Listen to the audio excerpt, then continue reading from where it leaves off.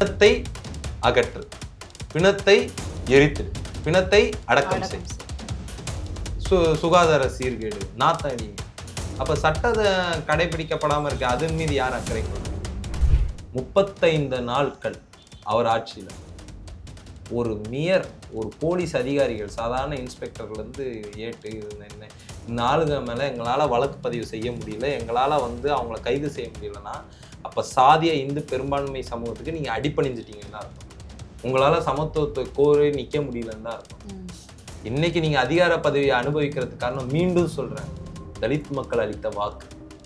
இல்லை, நீதிபதி இது எப்படி சொல்கிறாங்க அப்படின்னா, இறந்தவர்களுடைய கடமைகளை செய்யறதுக்கு உறவினர் தவறுறாங்க, அவங்களுக்கு சரியான. எனக்கு மீண்டும் சொல்றேன், இறந்த உடல் தான் எனக்கான ஆயுதம். எஸ், எப்போ சட்டம் தவறுகிறதோ, சட்டம் நடைமுறை ஆட்களுக்கு வராமல் நடைமுறையிலிருந்து விலகுதோ, சட்டம் தன் கடமையை செய்யாமல் விலகுதோ, அப்ப மக்கள் போராட வேண்டிய நிர்பந்தத்துக்கு ஆளாகிறாங்க. ஜெயராஜ் பெனிக்ஸ் கேஸ் பெரிதளவு, ஆமா, அது பின்னாடி சாதி இருக்கு. சாதி இந்து நலன்களை அரசியலுக்காக பேசுவாங்க. சாதி இந்து நலன்களை பேசுறது எல்லாரும் கம்ஃபர்டபிள். ஆனா ஒடுக்கப்பட்ட ஒரு நலன்களை அரசியலுக்காக கூட பேச தயாரில்லை. காரணம், ஒடுக்கப்பட்ட நலனில் இவர்கள் நலன் கெடுதுன்னு நினைக்கிறாங்க. சாதி இந்துக்கள் எங்கள் நலன் கெட்டு போயிடும்னு நம்புறாங்க. அதனால ஒடுக்கப்பட்ட நலனை நான் அரசியலுக்காக கூட பேச மாட்டேன்றாங்க. அப்போ நீங்க எல்லாருமே சாதி இந்து நலன்களுக்காக தான் இருக்கிறீங்க. Your fight is for your own authority, not for equality. உங்களுடைய சண்டை என்பது உங்களுக்கு அதிகார பசிக்காக தான் நடக்குதே தவிர சமத்துவத்துக்காகவோ சாதி ஒழிப்புக்காகவோ இல்லை, சமூக நலனுக்காகவோ மக்கள் நலனுக்காகவோ இல்லை. எல்லாரும் உங்க நலன்ல இருந்து தான், உங்க குடும்ப நலன். அந்த குடும்பம் ஒரு குடும்பமா இருக்கலாம், இல்லை பல குடும்பமா இருக்கலாம். இதுதான் வித்தியாசம் ஒரு கட்சியில இருந்து இன்னொரு கட்சிக்கு. நீங்க அப்ப இந்த ஆட்சி என்னென்ன சொன்னீங்க, அப்ப நீங்களும் ஒரு போலி பிம்பத்தை தானே கட்டமைக்கிறீங்க. ஒரு எஃப்ஐஆர் போட முடியல நம்மளால, சாதாரண போலீஸ்காரங்க மேல, இன்னும் உயர்மட்ட அதிகாரிகள் கூட கிடையாது. அப்ப உங்களுடைய வேலைப்பாடு எப்படி இருக்குன்றது இந்த ஒரு சம்பவம் எனக்கு அச்சத்தை ஏற்படுத்துது.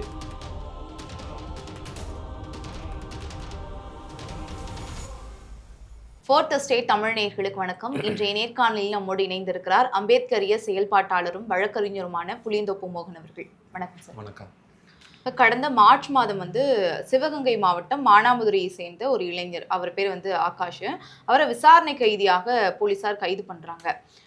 அந்த நடவடிக்கையின் போது போலீசார் அந்த இளைஞரை தாக்குந்தால உயிரிழந்திருக்கிறாங்க அப்படின்னு அவங்களுடைய உறவினர்கள்லாம் போராட்டத்தில் ஈடுபட்டாங்க. எங்களுக்கான நீதி கிடைக்கிற வரைக்கும், இல்லை சிபிஐ விசாரணை நடத்தணும், அந்த போலீசார் மீது நடவடிக்கை எடுக்கணும், SC/ST பிரிவுகளின் கீழே வழக்கு பதிவு பண்ணணும் அப்படின்னு நிறைய கோரிக்கைகள் வச்சிருந்தாங்க. இதற்கான எந்த ஒரு முகாந்திரமும் எடுக்கல, அதனால நாங்கள் உடலை வாங்க மாட்டோம் அப்படின்னு அவங்க தரப்புல இருந்து சொல்லப்பட்டது. மதுரை ஹைகோர்ட்டுக்கும் போனாங்க. அதன் பிறகு நீதிபதி என்ன சொன்னாங்கன்னா, விசாரணையில முன்னேற்றம் இல்லை அப்படின்றதுனால நீங்க உடலை வாங்காமலாம் இருக்கக்கூடாது, 100 நாட்களுக்கு மேலாக ஆயிடுச்சு, சுகாதார கேடுலாம் வரும் அப்படின்னு அவங்களுக்கு அவகாசம் கொடுத்திருந்தாங்க. ஆனா பெற்றோர்கள் வாங்கல. நேற்று ஆகாஷ் அவர்களுடைய உடலை அரசே அடக்கம் செய்யலாம் அப்படின்னு சொல்லிட்டாங்க. திங்கட்கிழமையே நேற்று அடக்கம் பண்ணியிருக்கிறாங்க. முதற்கட்டமா ஒரு பேஸ் லைனா இதுல என்ன நடந்துச்சு அப்படின்றதையும் வழக்குக்குள்ள அதுக்கப்புறம் போயிடலாம். நீங்க சொன்ன மாதிரி கடந்த மார்ச் மாதம் என்ன வழக்குன்னு குறிப்பிடாம, எதுக்காக கைது செய்யறோம்னு குறிப்பிடாம, எந்த ஒரு சட்ட நெறிமுறைகளையும் பின்பற்றாமல் சட்டவிரோதமாக கைது செய்யப்படுகிறார் ஆகாஷ். சட்டவிரோதமாக கைது செய்யப்பட்டு கொட்டடி சித்திரவதைக்கு உள்ளாக்கி, அந்த கொட்டடி சித்திரவதையில உயிர் போற நிலைக்கும் தள்ளப்பட்டார். கடைசியா அவரோட மரண வாக்குமூலத்தை பேஸ் பண்ணி தான் இதை ஒரு 16 பேர் கொண்ட ஒரு ஸ்பெஷல் டீம். நம்ம எல்லாருக்குமே தெரியும், திருபுவனம் அஜித் லாக்அப் டெத்தின் போது தமிழ்நாட்டில் இல்லீகல் ஸ்பெஷல் டீம் இருக்கு, அது உறுதி செய்ய டிஜிபியே ஒத்துக்கிட்ட ஒன்று. ஏன்னா அந்த திருபுவனம் அஜித் கொலையின் போது டிஜிபி கொடுத்த ஒரு கன்ஃபெஷன் ஸ்டேட்மெண்ட் என்னன்னா, இன்று முதல் அந்த சட்டத்துக்கு உட்படாமல் கான்ஸ்டியூட் செய்யப்பட்ட அத்தனை ஸ்பெஷல் டீம்களையும் உடனடியாக கலைச்சிடுங்க, எல்லா ஸ்டேஷனுக்கும் எல்லா மாவட்ட எஸ்பிகளுக்கும் அனுப்பிச்ச சர்க்குலர். இது வெளிப்படையா இருக்கக்கூடிய ஒண்ணா, அவதூறோ எதுவுமே கிடையாது, ஃபேக்ட். அப்ப அந்த ஃபேக்ட் என்ன சொல்லுதுன்னா, அப்ப அந்த நேரம் வரைக்கும் திருபுவனம் அஜித் கொலை செய்யப்பட்டது வரை சட்டத்துக்கு புறம்பா நிறைய ஸ்பெஷல் டீம் இயங்கியிருக்கு. இந்த நிமிடம் வரை, இப்ப நான் பேசிட்டு இருக்க இந்த நிமிடம் வரை டிஜிபி சர்க்குலரை ஃபாலோ செய்யாமல் பல்வேறு சட்டவிரோத ஸ்பெஷல் டீம்கள் இன்றைக்கும் இயங்கிக் கொண்டிருக்கின்றன. சர்க்குலர் அமைச்சும் அது வந்து அமலுக்கு வரல. அமலாக்கணும்னு தலைமை காவல் இயக்குனர் நினைக்கவும் இல்லை. அது மக்களை ஏமாத்துவதற்காக, நீதிமன்றத்தை திசை திருப்புவதற்காக செய்த ஒரு ஹம்பக். இப்ப நம்ம இவரு ஆகாஷ் அவருடைய மரணத்திலும் ஒரு ஸ்பெஷல் டீம் தான் வந்து, அது ஒரு இல்லீகல் ஸ்பெஷல் டீம். சட்டத்தின் பூர்வமா கான்ஸ்டியூட் செய்யப்படாத எந்த ஒரு ஸ்பெஷல் டீமோ அது ஸ்பெஷல் டீம்னே சொல்லக்கூடாது. இல்லீகல் போலீஸ் டீம்னு தான் சொல்லணும். அப்போ இல்லீகலாக சட்டவிரோதமாக ஒரு ஸ்பெஷல் டீம் வந்து இது பண்ணியிருக்காங்க டிஜிபியோட உத்தரவுக்கு எதிராக. இல்லை, இந்த இல்லீகல் ஸ்பெஷல் டீம் என்ன பண்ணுவாங்க? இந்த மாதிரியான அவங்களுக்கு தேவையான முடிக்க வேண்டிய வழக்குகளை, முடிக்க முடியாமல் இருக்கிற வழக்குகளை இவங்க கிட்ட கொடுத்து முடிச்சு வாங்கிப்பாங்க. இவங்க ஒரு சீருடையில இருக்க மாட்டாங்க. இவங்க வந்து சட்ட நெறிமுறைகள் எதையும் பின்பற்ற மாட்டாங்க. உங்களை இப்படியே கூட்டிட்டு போயிட்டு ஒரு அன்யூஸ்டு பில்டிங்ல வச்சு அடின்னு அடிப்பாங்க. ஒத்துக்க வச்சுட்டு கன்ஃபர்ஷன் கொடுக்குறேன்னு நீங்க ஒத்துக்கிட்ட பிறகு கொண்டு வந்து இந்த நேரத்துல தான் கைது பண்ணோன்ற மாதிரி எஃப்ஐஆர் மகசர் எழுதுவாங்க, அரெஸ்ட் மெமோ போடுவாங்க. ஸோ இது இந்த போலீஸோட எக்ஸ்ட்ரா ஜுடிஷியல் ஒர்க்குக்கு வேலை செய்யறது தான் இந்த ஸ்பெஷல் டீமுகளோட வேலை. நாம வந்து பழனி பாபா மொழியில சொல்லணும்னா போலீஸ் துறையே வந்து லீகலி எய்டட் பொலிட்டிக்கல் கூண்டா ஃபோர்ஸ்.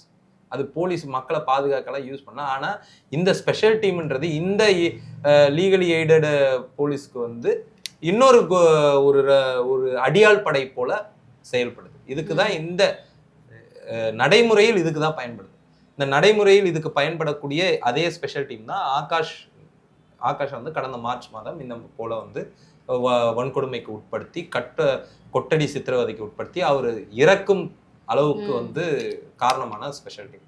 இது அவருடைய மரண வாக்குமூலத்தை வச்சு இன்னார் அப்படின்றது சாதி பேரை சொன்னாங்க, சாதி இழிவுபடுத்தினாங்கன்றதெல்லாம் தெரிய வந்த பிறகு இதுல வன்கொடுமை தடுப்பு பிரிவுகள் வந்து உள்ள சேர்க்கப்படுது. உயர்நீதிமன்ற மதுரை கிளையோட உத்தரவின் பேரில் வழக்கு சிபிசிஐடிக்கும் டிரான்ஸ்ஃபர் ஆகுது. வன்கொடுமை தடுப்பு சட்டம் என்ன சொல்லுது? Section 4 neglect of duties, wilful neglect of duties என்ன சொல்லுன்னா 4 of E 60 நாளுக்குள்ள ஒரு இன்வெஸ்டிகேஷனை முடிச்சு குற்ற அறிக்கையை தாக்கல் பண்ணணும். குற்ற அறிக்கையை தாக்கல் பண்ண முடியலன்னா எழுத்துப்பூர்வமா ஏன் தாக்கல் பண்ண முடியல அப்படின்றதுக்கு காரணத்தை சொல்லணும்.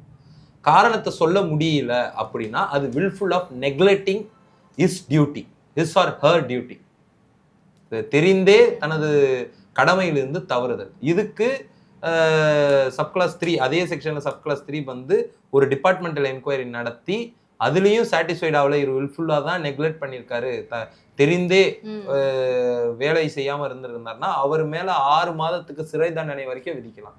Rigorous imprisonment RI. சரிங்களா? இந்த அளவுக்கு நம்மளுக்கு சட்டம் இருந்தோம். உயர்நீதிமன்றம் என்ன பண்ணுச்சு? பிணத்தை அகற்று, பிணத்தை எரித்துடு, பிணத்தை அடக்கம் செய், சுகாதார சீர்கேடு, நாத்தடி. அப்ப சட்டத்தை கடைபிடிக்கப்படாம இருக்கு, அதன் மீது யார் அக்கறை கொள்றது? 2018 முதல் முறையா வன்கொடுமை தடுப்பு சட்டத்தின் மீது உச்சநீதிமன்றம் ஒரு தாக்குதலை தொடுத்தது.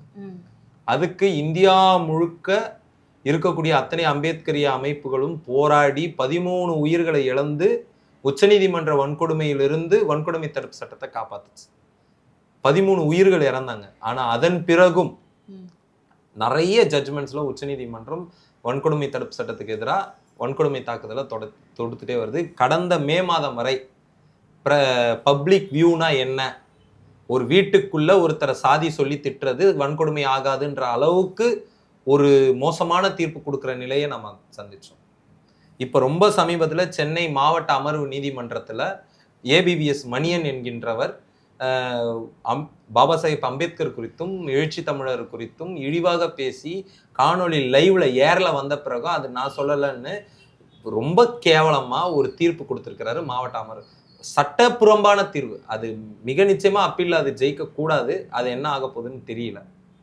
ஆனா மாவட்ட அமர்வு நீதிமன்றம் ஒரு நிலை இருக்கு. இப்ப நேத்து உயர் நீதிமன்றம். அப்போ உச்ச நீதிமன்றம் முதல் மாவட்ட அமர்வு நீதிமன்றம் வரை வன்கொடுமை தடுப்பு சட்டத்துக்கு எதிரான வன்மங்களும் தாக்குதல்களும் தொடர்ந்த வண்ணம் இருக்கு. நாம அரசியல் அபிமானங்கள்ல இருந்து இதுல கருத்து சொல்லிட்டு இருக்கோம். உண்மையிலேயே ஆகாஷ் அவர்களுடைய வழக்குல நாம மிக முக்கியமான கேள்வி எழுப்ப வேண்டியது என்ன? வன்கொடுமை தடுப்பு சட்டம் மேண்டேட் பண்ணுது 60 நாளுக்குள்ள நீ வந்து சார்ஜ் ஷீட் ஃபைல் பண்ணு. சரி, இனிஷியல் ஸ்டேஜ்ல அக்யூஸ்ட் யாருன்னு தெரியல அப்படின்னு வச்சுப்போம். உங்க argument sake, for argument sake accused யாருன்னு தெரியல. 100 நாளா குற்றவாளி யாருன்னே, வன்கொடுமை நிகழ்ந்துருச்சுன்னு உறுதியாயிடுச்சு உங்க முதல் தகவல் அறிக்கைப்படி. தெர் இஸ் பிரைமா ஃபசி யார வந்து அவருடைய வாக்குமூலத்துல இருந்து வன்கொடுமை நிகழ்ந்ததற்கான சாத்தியக்கூறுகள் இருக்குதுன்றத உங்க முதல் தகவல் அறிக்கை சொல்லி நீங்க இத்தனை பிரிவுகளை சேர்த்து வழக்கும் பதிவு பண்ணிட்டீங்க. ஆனா 100 நாளா யார் அந்த வன்கொடுமை செஞ்சதுன்னு விசாரிச்சுட்டு மட்டும் இருப்பீங்களா? ஏன் இந்த தாமதம்? ஏன், எதனால? அது சொல்லணும்ல.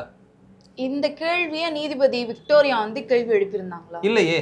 இல்ல, நாம மெயினா ஆன்சர் பண்ண வேண்டிய பாயிண்ட் தானே.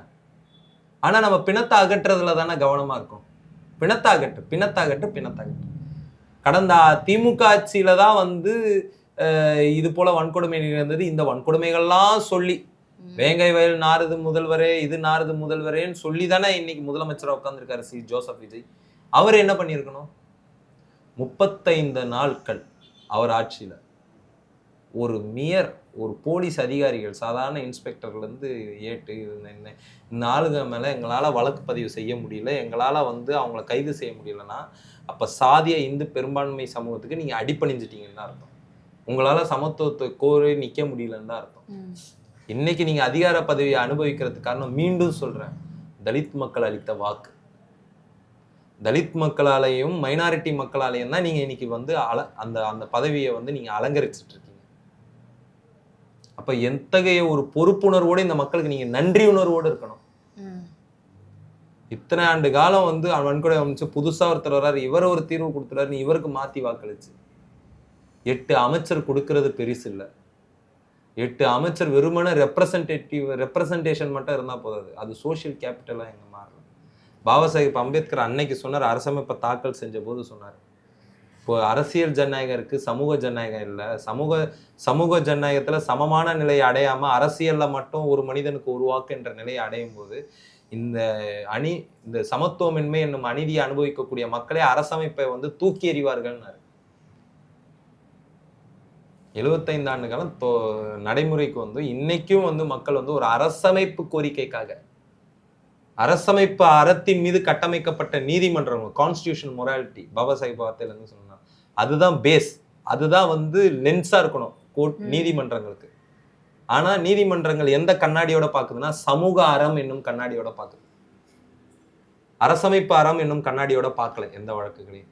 அதுதான் இந்த வழக்குலையும் வெளிப்பட்டிருக்கு.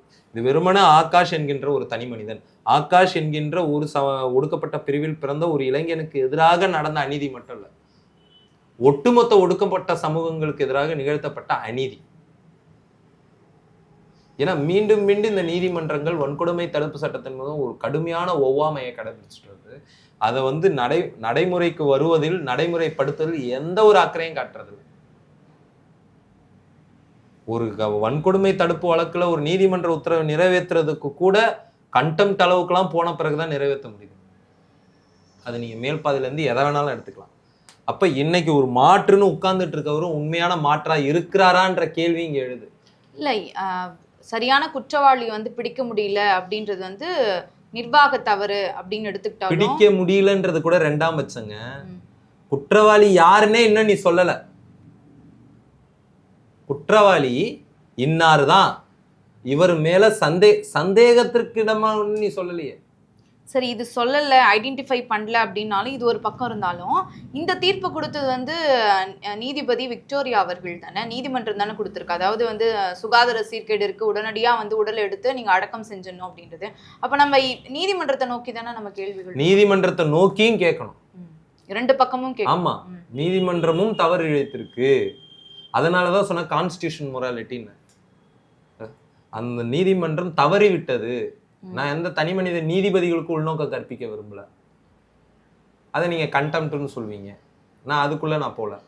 நான் இந்த தீர்ப்பு, இந்த உத்தரவை, இந்த ஆர்டரை முதல்ல அவர் புதைக்கணும். எனக்கு வந்து இறந்த உடல் தான் எனக்கு ஆயுதமாயிடுச்சு.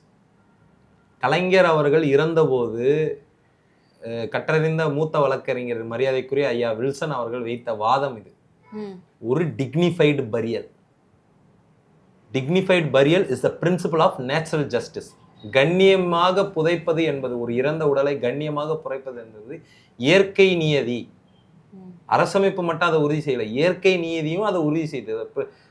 Natural justice, principle of natural justice. அப்ப அந்த இயற்கை நியதி ஏன் ஒருபோதும் ஒடுக்கப்பட்ட மக்களுக்கு கிடைக்கிறது இல்லை? அண்ணன் ஆம்ஸ்ட்ராங் இறந்த போதும் அவருக்கு அந்த டிக்னிஃபைடு பரியல் நடக்கல, ஒரு கண்ணியமான இறுதி சடங்கு நடக்கல. இப்ப ஆகாஷ் வரை கண்ணியமான இறுதி சடங்கு ஏன் நடக்கல?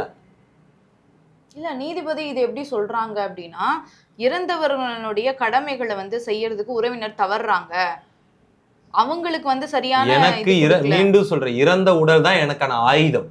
எஸ், எப்போ சட்டம் தவறுகிறதோ, சட்டம் நடைமுறை ஆட்களுக்கு வராமல் நடைமுறையிலிருந்து விலகுதோ, சட்டம் தன் கடமையை செய்யாமல் விலகுதோ, அப்ப மக்கள் போராட வேண்டிய நிர்பந்தத்துக்கு ஆளாகிறாங்க. இன் டெமோக்ரஸி, ஜனநாயகத்துல போராடுறதுக்கு உரிமை உண்டு. ஏன் போராடுறாங்கன்றதான் பார்க்கணுமே தவிர போராடாங்க அப்படின்னு பார்க்க கூடாது.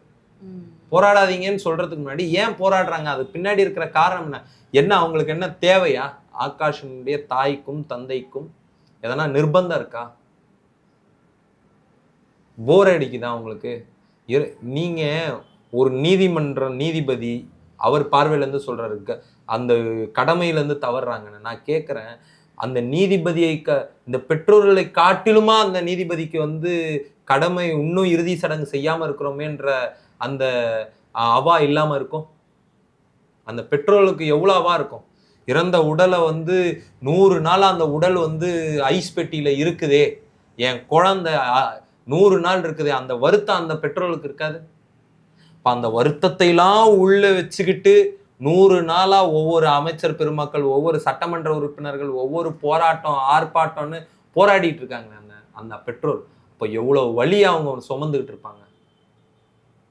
உங்களை தாண்டி இப்ப பேசிட்டு இருக்கேன், என்ன தாண்டி எல்லாரையும் தாண்டி அந்த அம்மாவுக்கும் அந்த அப்பாவுக்கும் ஆகாஷனுடைய உடல் இருக்கும் ஒவ்வொரு நிமிடமும் அந்த எங்க அழுகையை கண்ணி வத்திட்டு போயிருக்காங்க. புரியுதுங்களா? ஊர் கூட்டி ஒழிக்க எழுதிட்டு நீரினில் மூழ்கி நினைப்பொழிந்தார்களே திருமூல நீர்ல அது 2 நாள் துக்கத்தோட போயிருக்கிறோம். ஆனா 100 நாளா அந்த துக்கத்தை சுமந்துட்டு இருக்காங்க. 100 நாளா அந்த ஒருவேளை அந்த இறுதி சடங்கு செஞ்சிருந்தா 16ஆம் நாள் காரியம்னு நேரத்துக்கு வேற வேலைகளை சொல்றேன். நான் ஒரு ரொம்ப ஒரு அவங்க மொழிப்படியே வரேன் நீதிமன்றம்.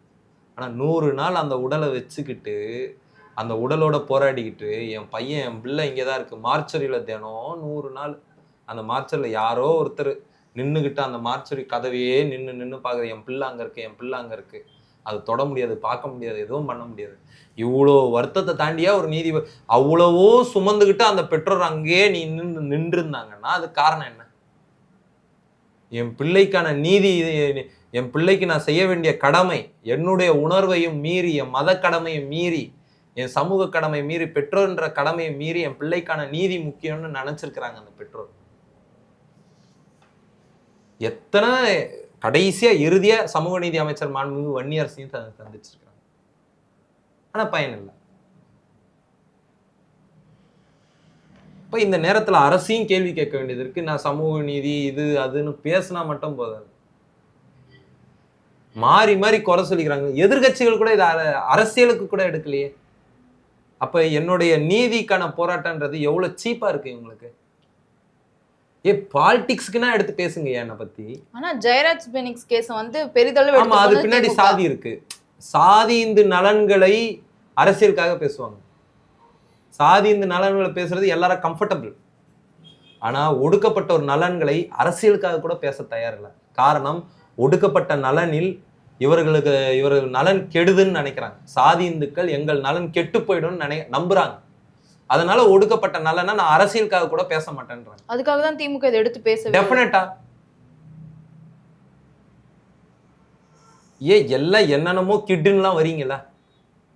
நீங்கன்னா பேசுங்கப்பா. தாவேக்காக்கு அரசுக்கு எதிராக போராடுவோன்றேன், வாங்க. அரசு தலித் விரோத அரசுன்னு சொல்லுங்க, வாயை திறந்து சொல்லுங்கன்றேன். ஏன் சொல்ல மாட்டேங்கிறோம்? அப்ப நாம இங்க எல்லாருமே வந்து சாதி நலனுக்காக தான் இயங்குறோன்றதே புரிஞ்சிச்சுல. அதனாலதான் நான் ஆரம்பத்துல சொன்னேன், ஒவ்வொருத்தரும் அரசியல் அபிமானங்கள்ல இருந்து தான் ஒடுக்கப்பட்டவரோட உரிமையை கூட பேச இங்க வந்து இருக்கிறாங்க. அவரவருக்கான ஒரு அரசியல் அபிமானங்கள்ல இருந்து. அன்னைக்கு வேங்கை வயலை பத்தி எல்லாரும் பேசுனாங்கன்னா அவங்களுக்கு ஏதோ பேசுனாங்க, சிலர், எல்லாருமே பேசுனாங்கன்னு சொல்ல மாட்டேன். அதுல அன்னைக்கு அதிமுக ஒன்றும் வேங்கை வயலை பத்தி ஒன்றும் வாய்க்கிலேயே ஒன்றும் பேசிக்கலையே. அவங்களும் வந்து அங்க இருக்கக்கூடிய சாதி இந்து பெரும்பான்மை உடைய உணர்வை நம்ம டிஸ்டர்ப் பண்ணிட்டோம்னு தான் நான் நினைச்சு வாய் முடி மௌனியா இருந்தாங்க. அத்தனை தலைவர்கள் கொல்லப்பட்ட போதும் எந்த கட்சியும் பேசலையே, பெரிய போராட்டம் நிகழ்த்தலையே. எங்க அங்கொன்று இங்கொன்றோ வந்து குறிப்பா சேரி பகுதிகளுக்கு வரும்போது மட்டும் அந்த பிரச்சனைகளை தொட்டுட்டு அப்படி போனாங்க. எத்தனை எடப்பாடி எத்தனை முறை அறிக்கை விட்டுருப்பாரு, ஒரு வன்கொடுமை கண்காணிப்பு கூட்டம் கூட நடக்கல, 3 தான் நடத்திருக்கீங்க. அரசியலுக்காகச்சும் பேசலையே. இப்ப இந்த ஜூன் மாசம் நடத்தணும் வன்கொடுமை கண்காணிப்பு கூட்டம், நடத்த மாட்டாங்க. இப்ப நான் சேலஞ்ச் பண்றேன். ஏன்னா இந்த கவர்மெண்ட் என்னன்னு தெரியுது. அப்ப நீங்க எல்லாருமே சாதி இந்த நலன்களுக்காக தான் இருக்கிறீங்க. Your fight is for your own authority, not for equality. உங்களுடைய சண்டை என்பது உங்களுக்கு அதிகார பசிக்காக தான் நடக்குதே தவிர சமத்துவத்துக்காகவோ சாதி ஒழிப்புக்காகவோ இல்லை, சமூக நலனுக்காகவோ மக்கள் நலனுக்காகவோ இல்லை. எல்லாரும் உங்க நலன்ல இருந்து தான், உங்க குடும்ப நலன். அந்த குடும்பம் ஒரு குடும்பமா இருக்கலாம், இல்ல பல குடும்பமா இருக்கலாம். இதுதான் வித்தியாசம் ஒரு கட்சியில இருந்து இன்னொரு கட்சிக்கு. இந்த இடத்துல இருந்து தான் இந்த பிரச்சனையை நம்ம அணுக வேண்டியது. ஆனா இந்த வழக்கு வந்து சிபிஐக்கு மாத்திட்டாங்க தானே? ஆமா, ஆனா பயன் இல்லைன்ற. நீங்க 60 நாளுக்குள்ள வந்து குற்றறிக்கை தாக்கல் பண்ணிருக்கணும்ல.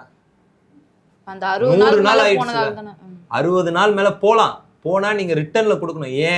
ஏன் இந்த டிலே, எதனால இந்த டிலே, ஏன் இந்த தாமதம் நடக்குது?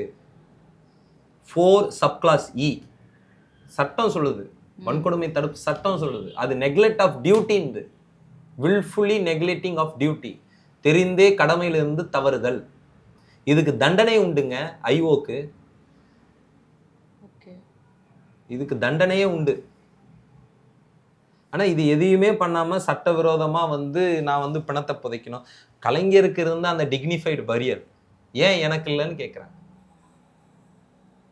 தேவை கலைஞருக்கான டிக்னிஃபைட் பரியலுக்காக நானும் தான் குரல் கொடுத்தேன். அதை குரல் கொடுத்ததை சொன்னது கூட அதை தப்பா புரிஞ்சுக்கிட்டாங்க திமுகவினர். அன்னைக்கு உங்களுக்காக நின்று நீங்க என்ன இல்லைன்னு கேட்டதுக்கு. ஆனா நான் சொல்றேன், எல்லாருக்கும் டிக்னிஃபைட் பரியல்ன்றது அது வந்து சப்ஜெக்ட் டு அத்தாரிட்டி கிடையாது, அது சப்ஜெக்ட் டு ஹியூமனிட்டி, ஒரு மனிதம் சார்ந்த கோரிக்கை. அது என்னுடைய கண்ணியமான அடக்கம் செய்யப்படணும். கண்ணியம் எதுல இருக்கு? என் பெற்றோரின் மூலம் நான் கண்ணியமா என் ஊர்ல ஏன் மனுஷா இருந்து நான் அதுதான் எனக்கான கண்ணியம். கண்ணியம்ன்றது வந்து ரோட்ல தூக்கி போடுறதுலையோ இல்லை மரியாதை இல்லாமல் நடத்துறதுல மட்டும் இல்லை. எனக்கான இறந்த பிறகும் எனக்கு உரிமை உண்டு, இறந்த உடலுக்கும் உரிமை உண்டு. மரணிக்கும் தருவாயில ஆகாஷ் அவர்கள் சொன்ன விஷயம் என்ன? அவரு வந்து தனக்கு நடந்தது சாதிய வன்கொடுமைன்றதையும், தான் எப்படி வந்து சாதி பேரை சொல்லி தாக்குதலுக்கு உள்ளாக்கப்பட்டோன்றதையும், எந்தெந்த அதிகாரிகள் வந்து தன்னை அடிச்சாங்கன்றதையும் தெளிவா சொல்லியிருக்கிறாரு. ஆமா, கூட்டிட்டு போயிட்டு அங்க வந்து அததான் சொல்றேன், இந்த கைதே வெரி இனிஷியல், தி அரெஸ்ட் இட்செல்ஃப் இல்லீகல். அது வந்து கிட்டத்தட்ட ஒரு கடத்தல தான் நடந்திருக்கு. இது கொட்டடி சித்திரவதைன்னு கூட சொல்ல முடியுமான்னு தெரியல. இதுக்கு ஒரு கடத்தல் கொலைன்னு சொல்லலாம். அதிகாரத்தை தவறாக பயன்படுத்தி கடத்தி கொலை செய்துள்ளனர் அப்படி சொல்லலாம். திரிபுவன அஜித்துக்கு இதை தான் சொன்னேன். நீங்க சாதி பார்த்து பேசுறான்னு கூட சொல்லலாம். திரிபுவனம் அஜித்துக்கும் இதே சேனல்ல இதே வார்த்தையை தான் சொன்னேன். அது ஒரு கொட்டடி கொலை கிடையாது, கடத்தல் கொலை. கடத்தி கொலை பண்ணியிருக்கிறாங்க. ஏன் கடத்தல்? சட்டவிரோதமா நீ கைது பண்ணாலே அது கடத்தல் தான். இல்லீகல் அரெஸ்ட்னே ஒண்ணு இல்லை சட்டத்துல. Arrest, extortion, kidnap. நீ என்ன கிட்னாப் பண்ணிட்ட, அவ்வளவுதான், கடத்திட்ட. ஆனா போலீஸார் தரப்புல இருந்து பிரிட்ஜ்ல இருந்து கூட்டு போகும்போது விழுந்துட்டாரு, அதனால மூச்சு திணறி இறந்துட்டாங்க அவங்க தரப்புல இருந்து சொல்லப்படுது. நீ பிரேத விசாரணையிலையும் அல்லது அவருக்கு இருக்கக்கூடிய காயங்களா அதை உணர்த்தல. அவருடைய மரண வாக்கு மூலமா அதை சொல்லல. அப்போ பிரிட்ஜ்ல இருந்து கீழே விழுந்ததுக்கு எதுக்கு வன்கொடுமை தடுப்பு சட்டம் போடணும்? போராடிட்டா போட்டுருவீங்களா நீங்க? அப்ப ஏன் போட்டீங்க? போடாதீங்க. பிரிட்ஜ்ல இருந்து கீழே விழுந்ததுக்கு எதுக்கு வன்கொடுமை தடுப்பு சட்டம் பிரிவு? சரிதானே நான் கேட்கறது? என்னுடைய வினா என்ன, நீ யாரு பண்ணல 60 நாள் ஆச்சு, 100 நாள் ஆச்சு, விசாரணை முடிக்கல, குற்றறிக்கை தாக்கல் பண்ணலன்றதை தாண்டி ஏன் தாமதம்? அதுக்கு என்ன ரீசன் வச்சிருக்க நீ? இன்னைய வரைக்கும் யார் குற்றம் இழைத்திருப்பார்கள் சந்தேகத்திற்கான நபர்களை கூட நீ பட்டியல் இல்லையே. யாரையும் எஃப்ஐஆர்ல நீ இன்னும் இணைக்கலையே. எஃப்ஐஆர்ல இணைச்சிட்டா என்ன ஆயிடும்? கைது பண்ணணும். கைது பண்ணாம இருந்தா அவங்க உடனே என்ன பண்ணும்? ஏபிக்கு டைரக்ஷன் ஃபார் பெயிலுக்கு போகணும், ஹைகோர்ட்டுக்கு. அங்க வந்து நான் அப்ஜெக்ட் பண்ணுவேன், பிணை கிடைக்காது. அடுத்த கட்டமா சிபிஐ போலீஸார் என்ன மாதிரியான நடவடிக்கை எடுப்பாங்க? ஏதாவது வந்து செஞ்சிருக்கிறாங்களா முதற்கட்டமா? இப்ப வரைக்கும் நம்பிக்கை தரக்கூடிய எந்த ஒரு விசாரணை முன்னேற்றங்களும் நடக்கலன்றது தான் இவங்களுடைய இதுவா இருக்கு. இப்ப வரைக்கும் பல்வேறு இயக்கங்கள், மக்கள் அதிகார கழகம் போன்ற பல்வேறு இயக்கங்கள், பல்வேறு அமைப்புகள் கூட நடத்த ஆரம்பிக்கலையா? உண்மை அதுதானே நம்மளுக்கு வெளிப்படுத்துது. நடந்துச்சா இல்லையான்றதுக்குள்ள தாண்டி இப்ப வரைக்கும் எந்த ஒரு முன்னேற்றம் இல்லைன்றதானே நம்மளுக்கு கிடைச்சிருக்க ரிசல்ட். இப்போதைக்கு என்ன முன்னேற்றம்? அரசுக்கு பொறுத்த மட்டும் ஒரு பிணம் மார்ச்சரியில் குறைஞ்சிருக்கு. இதுதான் அரசுக்கான முன்னேற்றம். எனக்கு எந்த முன்னேற்றமும் நடக்கல. இப்போ பெற்றோர்கள் தரப்புல இருந்து அரசு வந்து அடக்கம் செஞ்சு பெற்றோர்களை கைது செஞ்சிருக்கிறாங்க. போராடின அந்த பிரேதத்தை இது பண்ண முயற்சித்த போது தடுத்து நின்று போராடிய பெற்றோர்கள் வலுக்கட்டாயமாக தாக்குதல், கிட்டத்தட்ட சில மேன் ஹேண்டிலிங்லாம் பண்ணியிருக்கிறாங்க, அடிச்சிருக்காங்க. அப்படிதான் காணொலி பார்த்தா அப்படிதான் தெரியுது. இன்னும் அவங்க கிட்ட பேசுறதுக்கான வாய்ப்பு கிடைக்கல. ஸோ நீங்க அப்போ இந்த ஆட்சி வந்து என்னென்ன சொன்னீங்க? அப்ப நீங்களும் ஒரு போலி பிம்பத்தை தானே கட்டமைக்கிறீங்க. ஒரு எஃப்ஐஆர் போட முடியல நம்மளால, சாதாரண போலீஸ்காரங்க மேல, இன்னும் உயர்மட்ட அதிகாரிகள் கூட கிடையாது. அப்ப உங்களுடைய வேலைப்பாடு எப்படி இருக்குன்றது இந்த ஒரு சம்பவம் எனக்கு வந்து அச்சத்தை ஏற்படுத்துது. இப்போ நீங்கள் முன்னாடியே சொன்ன மாதிரி ஜெயராஜ் வெனிக்ஸ் வழக்கில் கூட அவங்களும் நாங்கள் வந்து உடலை வாங்க மாட்டோம்னு சொல்லிட்டு நீண்ட போராட்டம் பண்ணாங்க. ஆனால் ஒரு கட்டத்தில் ஒரே இரவில் பார்த்தா உடலை வாங்கிட்டாங்க. அங்கே ஏதோ ஒரு சம்திங் நடந்திருக்கு அப்படின்னு நமக்கு புரியுது. நீங்கள் சொன்ன மாதிரி பெரிய சமூகம் அவங்க பின்னாடி இருந்தாலுமே அவங்களாலேயே இதை பண்ண முடியல, உடலை வாங்கி போய் அடக்கம் தான் செஞ்சாங்க. இங்கே பட்டியல் இனத்தவர்களுக்கான குரல் கொடுப்பவர்களும் கம்மியாக இருக்கிறாங்க, அவங்களுக்கான உரிமையும் கிடைக்க மாட்டேங்குது. இது நீண்ட நாள் எடுக்கும் தானே? அது வந்து நீங்க சொல்றது வந்து நிதர்சனம் அப்படி இருக்கு. ஆனா அப்படி இருக்கக்கூடாதுன்றேன். நீங்க ஃபிலிக்ஸ் ஜெயராஜ்ல வந்து அப்படி நடக்கல. அவங்களுக்கு வந்து வழக்கு போட்டாங்க, கைது செய்யப்பட்டாங்க, எல்லாமே நடந்தது. அவங்களுக்கு உடனுக்குடன் நாங்க எல்லாமே நடந்தது. இங்க எனக்கு அது எதுவுமே நடக்கலையே. அது எப்படிங்க? நீங்க செத்தா மட்டும் அது கொட்டடி கொலை, நான் செத்தனா வந்து நான் ரவுடி, கொலைகாரன், திருட்டுப்பய, பொம்பளை பொறுக்கி, இதெல்லாம் எங்கேருந்து வருது? எப்படி நான் செத்தும் என்ன சாவடிக்கிறீங்களேன்ற, செத்தும் சாவடிக்கிறீங்களே. ஆனா அவங்க செத்தாங்கன்னா அவங்களுக்கான நீதி கிடையாது. நான் தப்பு சொல்லலை. அன்னைக்கு ஃபெலிக்ஸ் ஜெயராஜுக்காகவும் போராடியது இதே ஒட்டுமொத்த தமிழ்நாடு. ஆனா அது பின்னாடி ஒரு சாதி இது நலன் இருந்தது, மறுப்பதற்கே இல்லை. அது ஐநா வரைக்கும் போனதுக்கான காரணம் அவங்க பிறந்த சமூகம். கொல்லப்பட்டதுக்காக அத்தனை வருத்தங்களும் எனக்கு உண்டு, அத்தனை அவங்களுக்கான அத்தனை நியாயங்களும் ஆனா இங்க நியாயம் கிடைக்கிறதுல கூட சாதி ஒரு ரோல் பிளே பண்ணுதுன்றதுதான் இதுல இருந்து நான் சொல்ல வரேன். உனக்கு நியாயம் கிடைக்கணுமா, நீ ஷெட்யூல் காஸ்ட்ல பிறந்துடாத. பிறந்தேன்னா உனக்கு நியாயம் கிடைக்காது, அநியாயம் தான் நடக்கும். செத்தாலும் அநியாயம் நடக்கும். செத்த பிறகு நீ பணத்தை வச்சு போராடினாலும் அநியாயம் நடக்கும். உன் பணத்துக்கும் அநியாயம் நடக்கும். இதுதான் இந்த சமூகம் வந்து தலித் மக்களுக்கு கொடுக்குற பதிலா இருக்கு. ஆனா அதிகார மட்டத்துல இருந்து நம்ம பார்க்கும்போது நீ எந்த சமூகமா இருந்தா என்ன, சாதியா இருந்தா என்ன, நான் நினைச்சேன் அப்படின்னா உன்னை லாக்அப் டெத் பண்ண முடியும் அப்படின்ற இடத்துல தானே. நீங்க அப்படி பாத்தீங்கன்னாலும் லாக்அப் டெத் வந்து அதிகமா யார இறக்குறாங்க, லாக்அப்ல அதிகமா ஹிஸ்டரி ஷீட்டர்ஸ் யாரு, அதிகமா சிறைக்கு யார் போறா, இந்த டேட்டாஸ் எடுப்போமா? அதுலயும் ஒரு சாதி இது இருக்குன்ற. ஆமா, எல்லா சமூகங்களும் கொட்டடி கொலையில இருக்கிறார்கள், உண்மைதான். நான் அதெல்லாம் மறுப்பதற்கே இல்லை. எல்லா சமூகங்களையும் என்கவுண்டர் டெத் நடந்திருக்கு, எல்லா சமூகங்களையும் கைது நடந்திருக்கு. எந்த சமூகத்துக்கு அதிகமா நடக்குதுன்றேன், ஏன் அவங்களுக்கு மட்டும் நடக்குது? ஸோ இது எல்லாம் கேள்வியும் வச்சுட்டு தான் பார்க்கணும். சரி, பார்க்கலாம். தாவைக்கு அரசு அடுத்த கட்டமாக இந்த வழக்கில் என்ன பண்ண போறாங்க, இல்லை அட்லீஸ்ட் வந்து வாயா திறக்கிறாங்களா அப்படின்னு பார்க்கலாம். நன்றி.